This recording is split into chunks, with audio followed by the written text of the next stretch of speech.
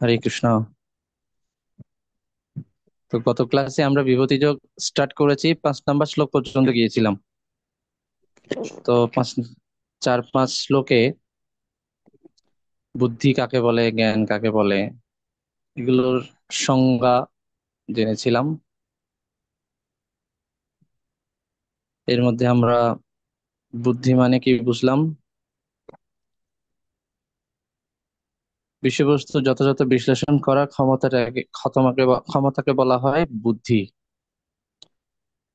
আর জ্ঞান মানে জড় চেতনের মধ্যে পার্থক্য উপলব্ধি করা, পার্থক্য করতে পারা, কোনটা চিন্ময় আর কোনটা অপ্রাকৃত।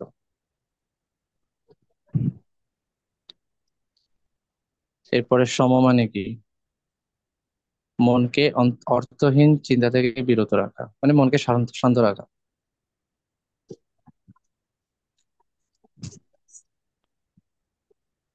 অহিংসা, অহিংসা দুটো অর্থ আছে। একটা হচ্ছে পশু হত্যা না করা, প্রাণী হত্যা না করা। আরেকটা হচ্ছে প্রচার করা। প্রচার না করাটাই হিংসা। হিংসা শব্দেরও দুটো অর্থ দাঁড়ায় তাহলে। প্রাণী হত্যা করা, কৃষ্ণ ভাবনার প্রচার না করা, দুটোই হচ্ছে হিংসা।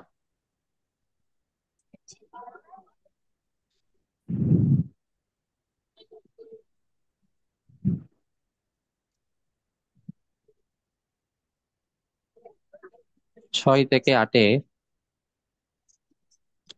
ভগবান হচ্ছেন সবকিছুর উৎস, এটা বলবেন।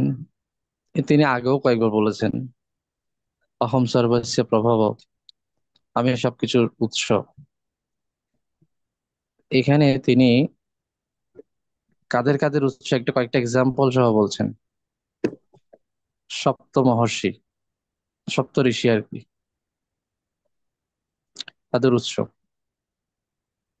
সনক আদি 4 কুমার, যারা একদম দেখতে শিশুর মতো, মানে তারা আর বড় হচ্ছে না, হবে না। চতুর্দশ মনু, এই মনু থেকে সমস্ত প্রজার সৃষ্টি হয়েছে। মনু থেকে শুধু যে মানুষের সৃষ্টি হয়েছে তা না,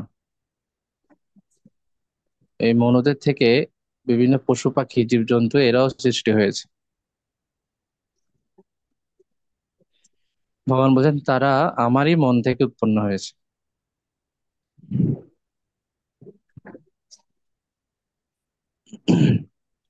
ভগবানের বিভূতি আর যোগ শক্তি তত্ত্বগতভাবে জানার উদ্দেশ্য হচ্ছে অবিচলিতভাবে ভগবানের সেবায় যুক্ত হওয়া। বিভূতি জানার উদ্দেশ্য, এটা হচ্ছে উদ্দেশ্য।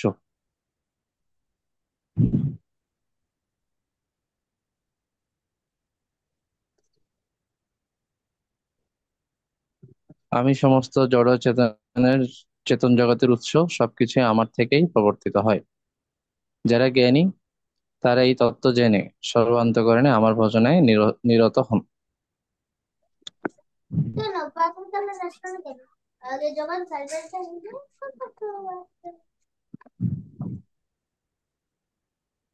সৃষ্টির প্রথম জীব হচ্ছে ব্রহ্মা। এই ব্রহ্মার পরের লিস্ট এগুলো। ব্রহ্মা প্রথমে 4 জন মহর্ষিকে সৃষ্টি করেন, সনক, সনন্দ, সনাতন ও সনত কুমার। তিনারা, এনাদেরকে বলা হয়েছে যে এবার তোমরা প্রজা বিস্তার করো, প্রজা সৃষ্টি করো। কিন্তু ওনারা বলছেন না, আমরা বিবাহ বন্ধনে আবদ্ধ হব না, কোনো ধরনের সৃষ্টি কার্যও করতে পারবো না, আমরা তপস্যা করব। তো এই জায়গায় ব্রহ্মা একটু হতাশ হলেন। তারপরে তিনি সপ্তঋষি আর মনুর সৃষ্টি করলেন। উম, এনারাই প্রজা বর্ধন করতে লাগলেন। জীবকুল এসছেন এদের থেকে, চতুর্কুমার থেকে কোনো জীবকুল আসেনি। তারা আজীবন ব্রহ্মচারী। চিরকুমার। এই যে 14, 14-র পরে 7, 21, 21-এর আগে হচ্ছে 4, এই 25 জন মহর্ষি হচ্ছেন সমগ্র ব্রহ্মাণ্ডের জীবদের পিতৃকুল।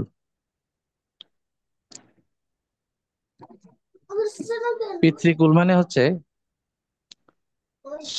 সবাই পিতা হয়নি, কিন্তু পিতার মতো আর কি, মানে একই ক্যাটাগরির।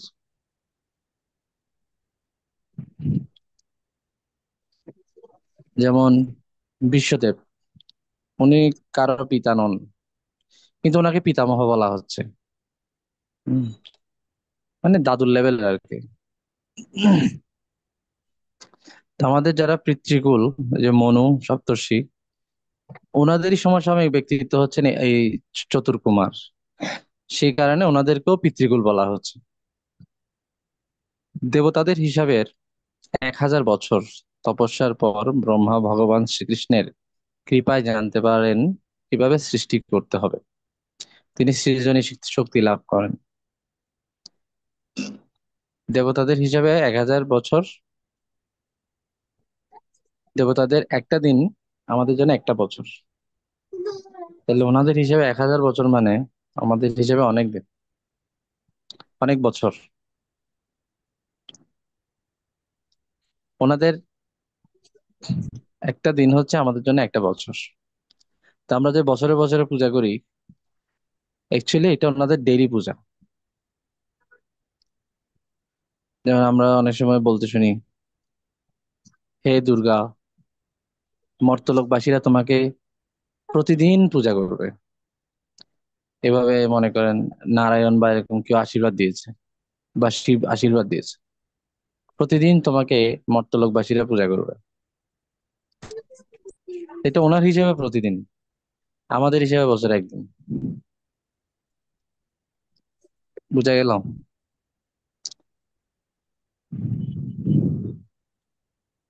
তো দেবতাদের হিসেবে 1000 বছর মানে এটা আমাদের হিসেবে আরো অনেক বেশি।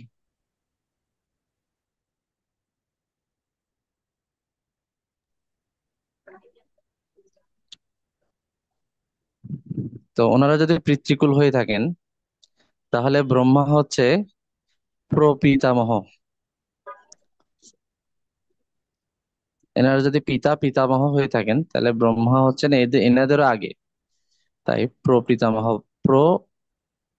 বলা হয়। কৃষ্ণকেও বলা হয়, কৃষ্ণ হচ্ছেন সবার পিতা একদম, ব্রহ্মারও পিতা।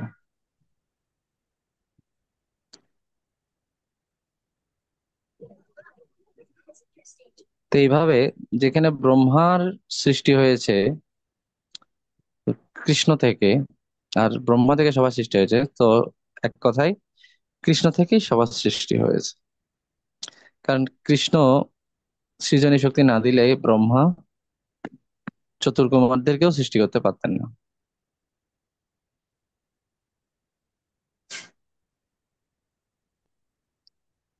তো ব্রহ্মারও আদি হচ্ছেন কৃষ্ণ।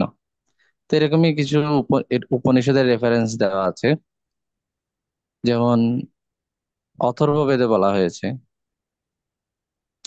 ইয়ো ব্রহ্মাণং বিদধাতি পূর্বং ইয়ো वै वेदांश्च গাপয়তি স্ম কৃষ্ণঃ। ব্রহ্মা যিনি পূর্বকালে বৈদিক জ্ঞান প্রদান করেন, তিনি সেই জ্ঞান সৃষ্টির আদিতে শ্রীকৃষ্ণের কাছ থেকে প্রাপ্ত হন। মানে ব্রহ্মারও আদিতে কৃষ্ণ আছেন, এটার প্রমাণ হিসেবে কিছু রেফারেন্স দেওয়া হচ্ছে। নারায়ণ উপনিষদে বলা হয়েছে, এক বৈ নারা আসিন ন ব্রহ্মা ন ঈশানো নাপনো নাপো নগ্নি সমো নেমে দ্যাবা পৃথিবী না নক্ষত্রাণি না সূর্য। সৃষ্টির আদিতে কেবল পরম পুরুষ নারায়ণ ছিলেন, ব্রহ্মা ছিলেন না, শিব ছিলেন না, অগ্নি ছিলেন না, আকাশে চন্দ্র সূর্য নক্ষত্র ছিল না। কেবল শ্রীকৃষ্ণ ছিলেন, যিনি সবকিছু সৃজন করেন এবং রমণ করেন। তো এভাবে যারা জানবে তারা বুঝতে পারবে যে আসলে আদিতে কে আছে আর কার উপাসনা আমাদের করা উচিত। এই জন্য এখানে বলা হচ্ছে যারা জ্ঞানী তারা এই তত্ত্ব জেনে। কি তত্ত্ব? মানে ব্রহ্মারও আদি হচ্ছেন কৃষ্ণ, এই তত্ত্ব। তো সর্বান্তঃকরণে আমার ভজনে নিরত হন। 9 থেকে 11। প্রিয়া মাতাজি বলুন। হরে কৃষ্ণ প্রভু। শ্লোক 9 থেকে 11। ভগবান বুদ্ধিযোগ দান করেন, অজ্ঞান অন্ধকার নাশ করেন। যাদের চিত্ত ও প্রাণ আমাতে সম্পূর্ণরূপে সমর্পিত, আমার সেই শুদ্ধ ভক্তগণ পরস্পরের মধ্যে আমার কথা আলোচনা করে এবং পরস্পরকে আমার সম্বন্ধে বুঝিয়ে পরম সন্তোষ ও অপ্রাকৃত আনন্দ লাভ করেন।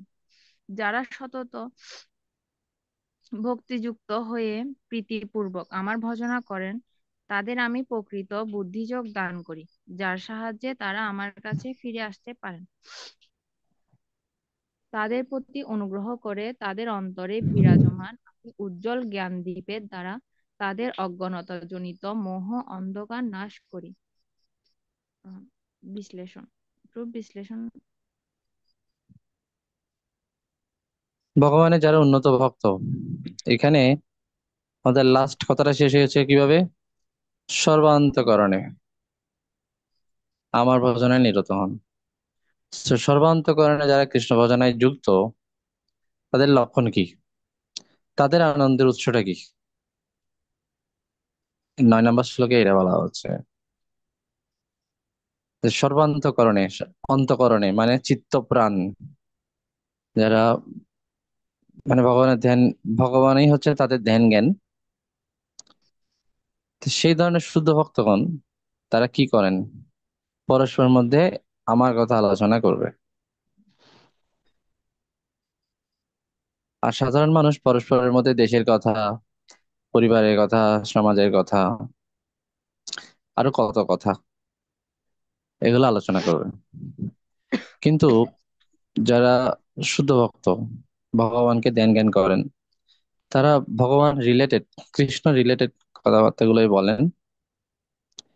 কারণ বাকিগুলো বলে লাভ নেই। কারণ আমি কথা বললে যদি জগতের সমস্যার সমাধান হয়ে যেত, তাহলে আমার কথাটার দাম ছিল। সমস্যা তো সমাধান হয় না, উল্টো আমি ওই সমস্যার মধ্যে পড়ে যাই। এতক্ষণ ধরে সমস্যা মুক্ত ছিলাম, কিন্তু ওই বিষয়ে কথাবার্তা বলে এবার নিজেকে ওই সমস্যার একটা অংশ বলে মনে করা শুরু করছে। এই হচ্ছে সমস্যা। অ্যাকচুয়ালি আমরা সমস্যায় নেই, কিন্তু সমস্যার মধ্যে নিজেকে মনে করছি, এটাই হচ্ছে সমস্যা। সমস্যাটা আসলে আমাদের সমস্যাটা না। সমস্যাটা আমাদের সমস্যা না, সমস্যার মধ্যে নিজেকে মনে করাটাই হচ্ছে সমস্যা। তো আমার এই আলোচনায় সমস্যা চলে যাবে না, সমস্যা যাবে ভগবানের ইচ্ছাতে। তো আমার আলোচনায় যদি কোনো লাভ না হয়, তাহলে আর বৃথা সময় নষ্ট করে লাভ কি? তো বুদ্ধিমান ব্যক্তিরা, এখানে বলা হচ্ছে জ্ঞানী ব্যক্তি, তারা বুঝতে পারে কি করা উচিত। তারা নিজেদের মধ্যে শ্রীকৃষ্ণের কথা আলোচনা করেন এবং এর মাধ্যমে তারা আনন্দ লাভ করেন, সন্তোষ, আনন্দ লাভ করেন।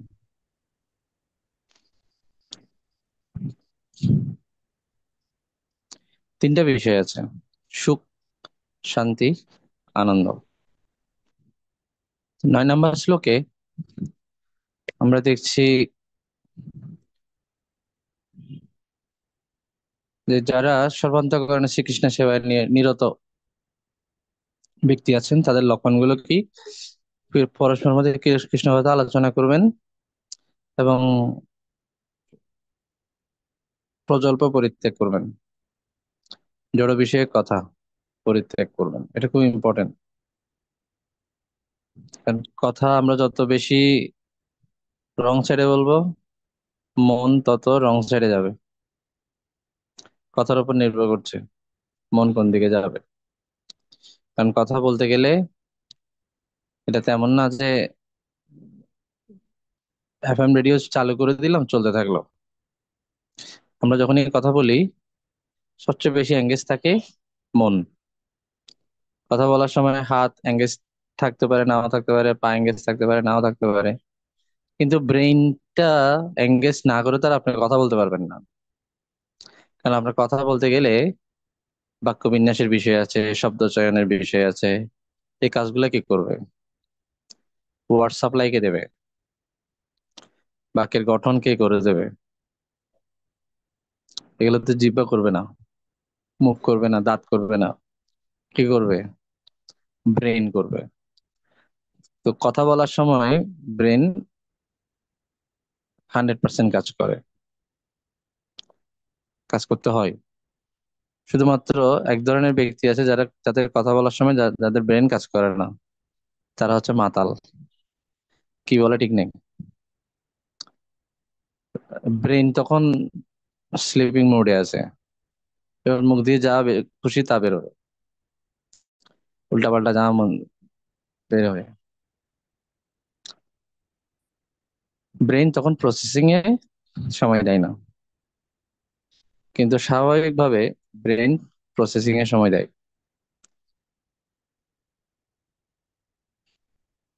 এই জন্য কথার উপরে আমাদের মনের কার্যকারিতা, নিয়ন্ত্রণ নির্ভর করে। কথা যত ট্র্যাকে থাকবে, কথা যত কৃষ্ণকেন্দ্রিক থাকবে, তত মন কৃষ্ণকেন্দ্রিক থাকবে।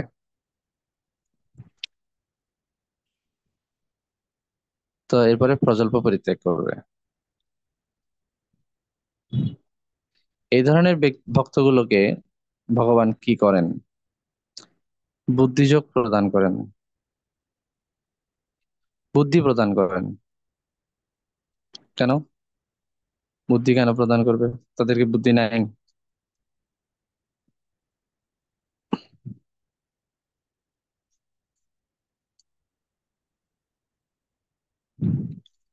বুদ্ধি কি নাই?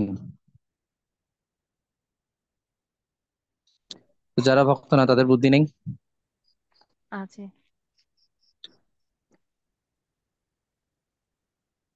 কি হবে অ্যান্সার?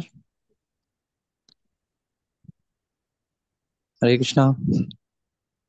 তো বুদ্ধি সবারই আছে, কিন্তু কেউ কেউ এই বুদ্ধিটাকে কাজে লাগাচ্ছে এই জগৎকে ভোগ করার জন্য, এবং এই বুদ্ধিকে কাজে লাগিয়ে সে এই জগৎকে যেহেতু ভোগ করছে, এই জগতেই বন্ধনে আবদ্ধ হয়ে যাচ্ছে বেশি বেশি। কিন্তু এবার ভগবান বুদ্ধি প্রদান করেন যাতে তার কাছে ফিরে যেতে পারে ভক্ত। তো মায়া তো অনেক কৌশলী, মায়ার কাছে আমরা কিছুই না। ঠিক যেরকম একটা বিড়ালের কাছে ইঁদুর কিছুই না। ইঁদুর বিড়াল, বিড়াল ইঁদুরকে নিয়ে খেলতে থাকে, তাকে খাওয়ার আগে কিছুক্ষণ খেলাধুলা করে। তো বিড়াল, ইঁদুরের কোনো কৌশলই বিড়ালের কাছে টিকে না। ঠিক একই রকম করে আমরা যতই কৌশলী হই না কেন, মায়াকে অতিক্রম করতে পারবো না যদি কৃষ্ণ না চান। তো কৃষ্ণ সেভাবে ভক্তকে গাইড করেন। তো এটা হচ্ছে বুদ্ধি প্রদান, মানে হচ্ছে গাইডেন্স। গাইডেন্স করতে থাকেন, গাইড করতে থাকেন। এই গাইডেন্সটা তিনি শাস্ত্রের মাধ্যমে, সাধুদের মাধ্যমে প্রদান করে থাকেন, বা জীবনের অভিজ্ঞতার মাধ্যমে এই গাইডেন্সটা তিনি দেন। ভক্তদের জীবনে অনেক সময় নেগেটিভ কিছু ঘটে থাকে, ওটার মাধ্যমে ভক্ত লাইফ এক্সপিরিয়েন্স পায়, জীবন অভিজ্ঞতা। এটা হচ্ছে ঠেকে শিকার মতো, মানে দুষ খেয়ে হুঁশ আসার মতো। যদি শাস্ত্রের কথায়, ভক্তের কথায় আমরা সাবধান না হই, তখন ভগবান অভিজ্ঞতা প্রদান করবেন। ঠিক আছে, দুষ খেলে হুঁশ আসে কিনা দেখি।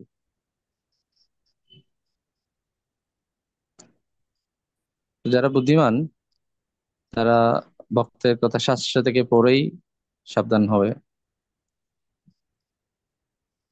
এরপর হচ্ছে 11 নম্বর শ্লোকে ভগবান বলছেন, তাদের প্রতি অনুগ্রহ করে তিনি শুধু যে বুদ্ধি যোগদান করেন তা না, এখানে আরো কিছু কথা আছে। ভগবান উজ্জ্বল জ্ঞান দীপের দ্বারা মোহ অন্ধকার নাশ করেন। জ্ঞান দীপের দ্বারা আমরা আগে দেখেছিলাম জ্ঞান অগ্নির মতো কাজ করে। অগ্নির মতো কাজ করে কি করে? অগ্নির মতো কাজ করে কর্মফল ধ্বংস করে। তারপর খড়গের মতো কাজ করে মোহ সংশয় নাশ করেন। তারপর তরণীর মতো কাজ করেন, যার দ্বারা সে এই জগৎ সংসার পাড়ি দিতে পারে। এইখানে জ্ঞান দীপ দ্বারা অজ্ঞানতাজনিত মোহ অন্ধকার নাশ করেন ভগবান। জ্ঞানকে দ্বীপের সাথে তুলনা করা হয়েছে। আগে আমরা দেখেছি অগ্নি, খড়গ, তরণী। এখন দেখবো দ্বীপ। দ্বীপের দ্বীপ হিসেবে কি করেন? অন্ধকার নাশ করেন। অজ্ঞানতাজনিত অন্ধকার। অজ্ঞানতিমিরান্ধস্য। অজ্ঞানের তিমির অন্ধকারে আমার জন্ম হয়েছে। ভগবান তখন এই দ্বীপ প্রদান করেন। এখানে বলা হচ্ছে অন্তরে বিরাজমান আমি। ভগবান তো অন্তরেই আছেন। অন্ধকার কোথায়, কতটুক? বেশি ঘন অন্ধকার, অমাবস্যার মতো অন্ধকার, নাকি প্রতিপদের মতো অন্ধকার? এটা ভগবান জানেন। অন্ধকার কি বেশি ঘন নাকি হালকা পাতলা, একটু নিয়ে দেখতে পান। তো কাকে কতটুক? দীপ কি বড় থেকে দিতে হবে নাকি ছোটখাটো থেকে দিলেই হবে? কার কতটুক দরকার? কুটকুটে অন্ধকার হলে একটু আলো বেশি দরকার। তো কাকে কতটুকু জ্ঞান দিতে হবে সেটা ভগবান জানেন।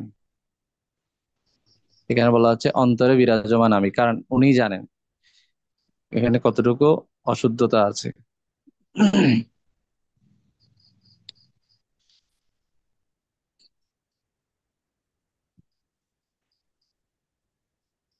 এখানে বলা হচ্ছে লক্ষ লক্ষ জন্ম ধরে আমরা জড়জগতে ভ্রমণ করে চলছি,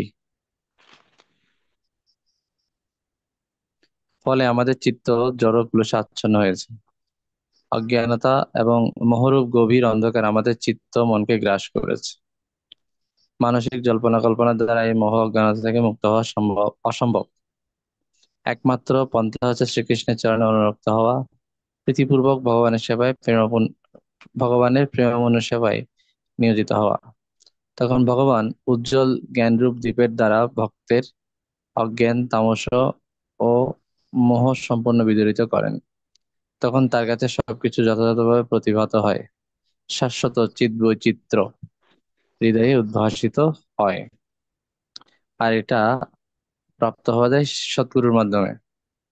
সদ্গুরুর আশ্রিত হয়ে ভজনশীল কোনো ভক্ত যদি অশিক্ষিত হন এবং তার যদি বৈদিক জ্ঞান ও উপযুক্ত বুদ্ধি নাও থাকে, শ্রীকৃষ্ণের অন্তর থেকে তাকে এমন ভাবে পরিচালিত করেন যাতে তিনি তার কাছে ফিরে যেতে পারেন। যেমন হনুমান, ম্যাটেরিয়াল কোনো পড়াশোনার সার্টিফিকেট কিছু নেই। কিছু আছে নাই। তারপরে ছোট বালক বয়সে ভগবানকে আবির্ভূত করিয়েছেন ধ্রুব, তার কি সার্টিফিকেট আছে? সে জড় শিক্ষা লাভ করার আগে ভগবানকে লাভ করে ফেলেছে। ঠিক আছে, প্রহ্লাদের কেসটা আলাদা। ওনার তো মায়ের গর্ভে থাকতেই পিএইচডি শেষ। কিন্তু ধ্রুবের কি? ওর রাগ করে বেরিয়ে গেছে, কিন্তু ভগবানকে প্রাপ্ত হয়ে গেছে। গজেন্দ্র তো একটা পশু, আমাদের মতো পড়াশোনা তার নেই।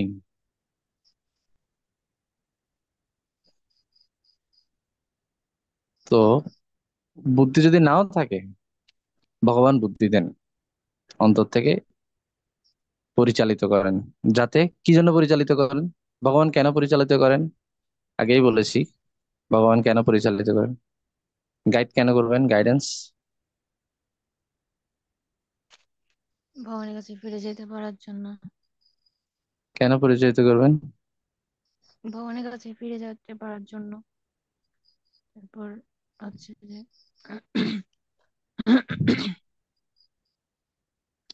যাতে মায়া হাতছানি ও পরিকল্পনায় নস্যাৎ করে দিতে পারে জীব, এবং ভগবানের কাছে ফিরে যেতে পারে।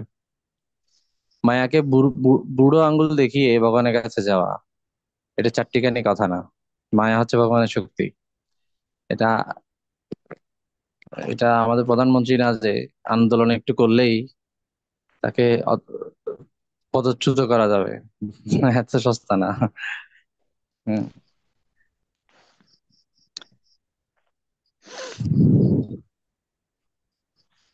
তো ভগবানের শক্তি, তার সাথে পেরে ওঠা যাবে না যতক্ষণ পর্যন্ত ভগবানই গাইড না করছেন। তো জীবের কি কাজ? জীবের কাজ হচ্ছে, এখানে বলা হচ্ছে জীব কি করবে? অবিরাম হরে কৃষ্ণ কৃষ্ণ কৃষ্ণ হরে হরে, হরে রাম রাম রাম হরে হরে, এই মহামন্ত্র শ্রবণ কীর্তন রূপ জল সিঞ্চন করতে থাকবে। এতে তার হৃদয়ে যে বীজ আছে, ভক্তিলতা বীজ, এটা অঙ্কুরিত হতে থাকবে। এটা হচ্ছে তার কাজ। তার কাজ হচ্ছে বীজের মধ্যে জল দিতে থাকা। প্রেম যত বর্ধিত হতে থাকবে, ভগবানের গাইডেন্স তত বাড়তে থাকবে। আর ভগবানের গাইডেন্সটা আসে কিভাবে? তিন ভাবে আসে: শাস্ত্র, ভক্ত, শাস্ত্র। বা জীবন অভিজ্ঞতা। এই তিন ভাবে আসতে পারে। তো কেউ শাস্ত্র থেকে পড়ে শিখে যেতে পারে, বা শাস্ত্র থেকে না বুঝলে ভক্তরা বলবে, না শাস্ত্র থেকে বুঝতে পারছি না, ভক্তরা বললেও বুঝতে পারছি না, বুঝতে চাচ্ছি না। তখন ভগবান কি করবে? তাকে বিভিন্ন সিচুয়েশনের মধ্যে ফেলে দেবে। যা, এবার ঢুস খেয়ে খুঁসাছি কিনা দেখি।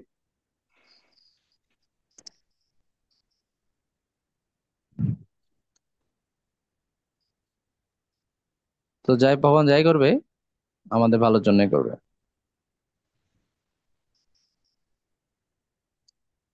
12 থেকে 15। এখন অর্জুন বলবে। অর্জুন ভগবানের প্রশংসা করবেন, স্তুতি করবেন। ভগবান এতক্ষণ যা বলার বলেছেন।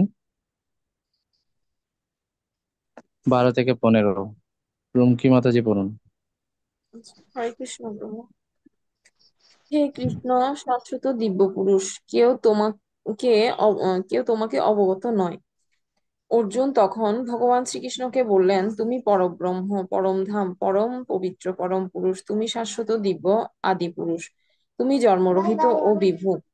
সমস্ত মহান ঋষিগণ যেমন দেবর্ষি নারদ, অসিত, দেবল, ব্যাস সকলেই এই সত্য বর্ণনা করেছেন। আর এখন তুমি নিজেও আমাকে তাই বলছো।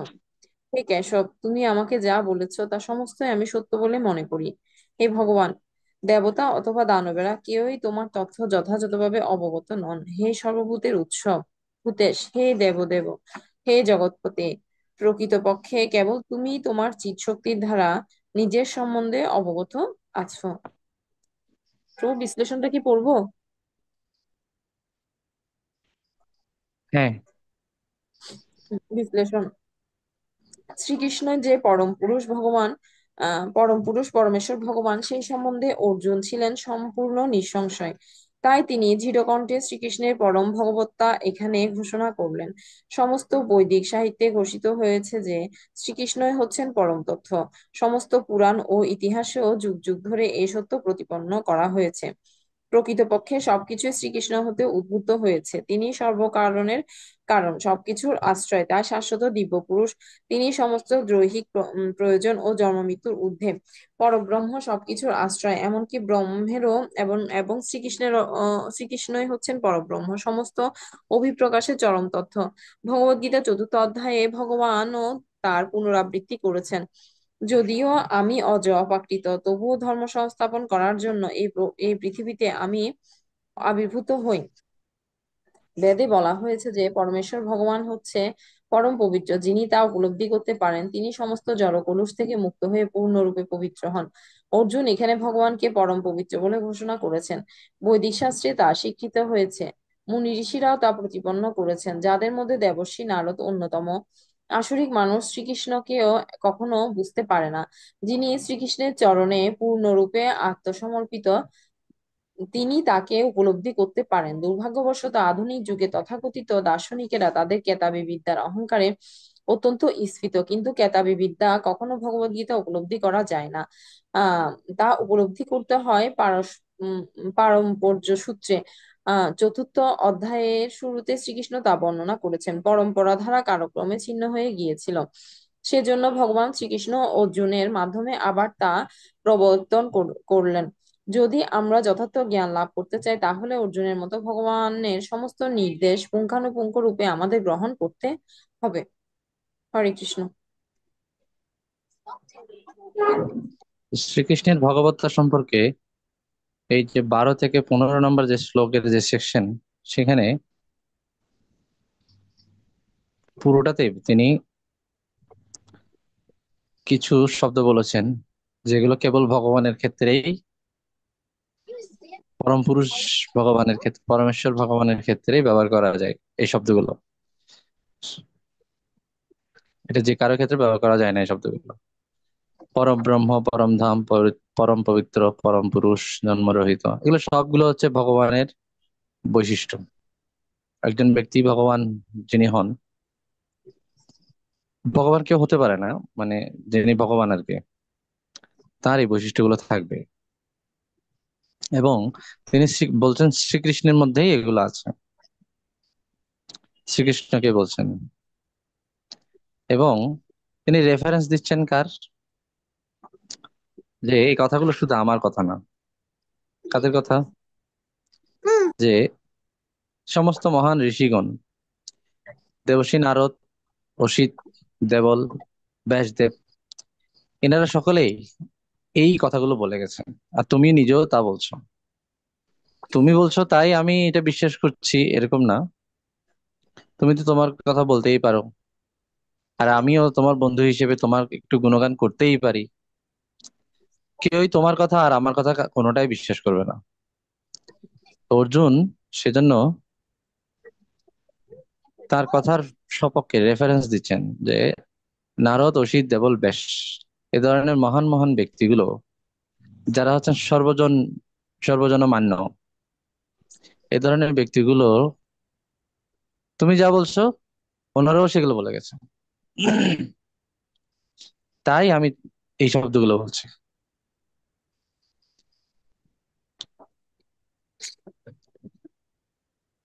তোমার কথাগুলোকে আমি সত্য বলে মনে করছি, কারণ এই মহান ব্যক্তিগুলো একই কথা বলে গেছে। তাই তোমার কথাগুলোকে সত্য বলে মনে করছি। তোমাকে তো আসলে কেউই জানতে পারবে না, দেবতা দানব কেউই তোমাকে ভালোভাবে জানতে পারবে না, তুমি তোমার সম্পর্কে ভালোভাবে জানো। তাই তুমি যেটা বলছো সেটাকে আমি সত্য বলে মনে করছি। আর তোমাকে যারা জানে, কিঞ্চিত হলেও জানে, তারাও এই কথাগুলো বলে গেছেন। তো কারো কথাতেই পার্থক্য নেই, সে কারণে তোমার কথাকে আমি সত্য বলে মনে করছি। তো অর্জুন চাইলে এর কোনো রেফারেন্স ছাড়াই বলতে পারতেন, তখন মানুষ কি বলতো, ও বন্ধু তো, কৃষ্ণ তো বন্ধু, বন্ধু বন্ধুর একদম ভালো করে প্রশংসা করে দিয়েছে, গুণকীর্তন করে দিয়েছে। কিন্তু কথাগুলো সত্য না, এরকম বলতো সবাই। এখন সেটা বলার সুযোগ নেই, কারণ উনি রেফারেন্স দিয়েছেন। আজকে আমরা এখানে রাখছি 12 থেকে 15-তে।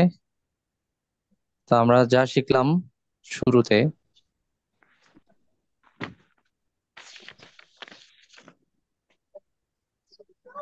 যে 9 নম্বর শ্লোকে সুখ, শান্তি, আনন্দের মধ্যে পার্থক্য। সুখ হচ্ছে দেহকেন্দ্রিক বিষয়গুলোকে সুখ বলা হয়, মনোকেন্দ্রিক হলে সেটাকে শান্তি বলা যায়। আর আনন্দ হচ্ছে অপ্রাকৃত, আত্মাকেন্দ্রিক।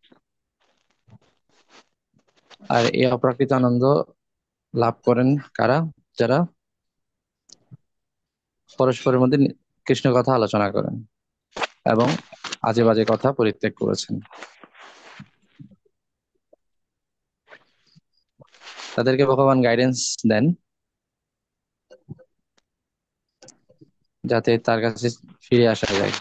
এই গাইডেন্সটা তিনি শাস্ত্র মাধ্যমে, মানে গ্রন্থের মাধ্যমে দিতে পারেন, কোনো ভক্তের শ্রীমুখ থেকে দিতে পারেন, বা কোনোটা যদি ভালো না লাগে তখন ওই যে মায়া তো আছেই ত্রিশূল নিয়ে, তখন ত্রিতাপ ক্লেশের মধ্যে দিয়ে দিতে পারেন।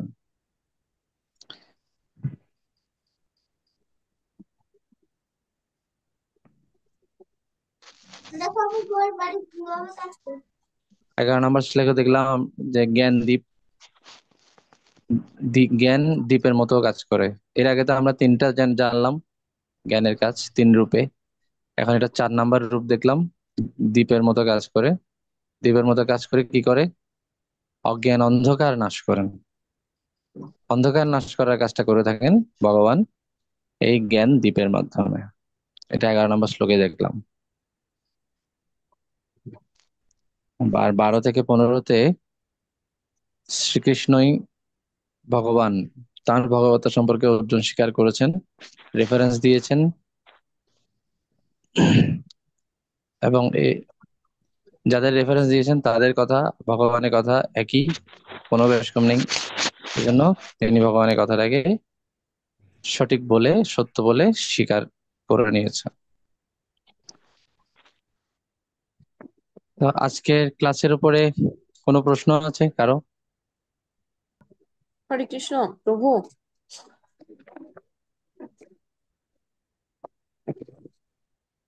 হ্যাঁ, রুমকি মাতাজি। হ্যাঁ, আচ্ছা প্রভু, আপনি বলছেন যে হিংসার মধ্যে জীব হত্যা করাটা এক প্রকার হিংসা, আবার প্রচার না করাটা এক প্রকার হিংসা। হ্যাঁ, হুম। হ্যাঁ, আচ্ছা তো প্রভু, প্রচার না করাটা এক প্রকার হিংসা। ধরেন কেউ একটা জিনিস কাউকে আমি বুঝাতে পারছি না বলে, হ্যাঁ, বারবার আহ, মানে কোন একটা কিছু দেখলাম সে ভুল করছে, তখন এটা বললাম যে এটা এইভাবে না, এইভাবে করা উচিত, বা উম আমার তো আসলে অত জ্ঞান নাই, অত অত বোঝানোর মতো সাধ্য আমার নাই, যতটুকু পারি আর কি। ধরেন একবার বা দুইবার বললাম, বুঝছে না, তখন কি ওখানে আর কিছু বলা উচিত?